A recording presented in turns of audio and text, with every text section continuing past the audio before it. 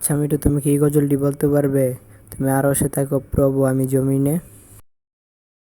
আচ্ছা বলো, তুমি যদি বলতে পারো তোমার ভিডিওতে সবাই লাইক দিয়ে চ্যানেলটি সাবস্ক্রাইব করে দিবে।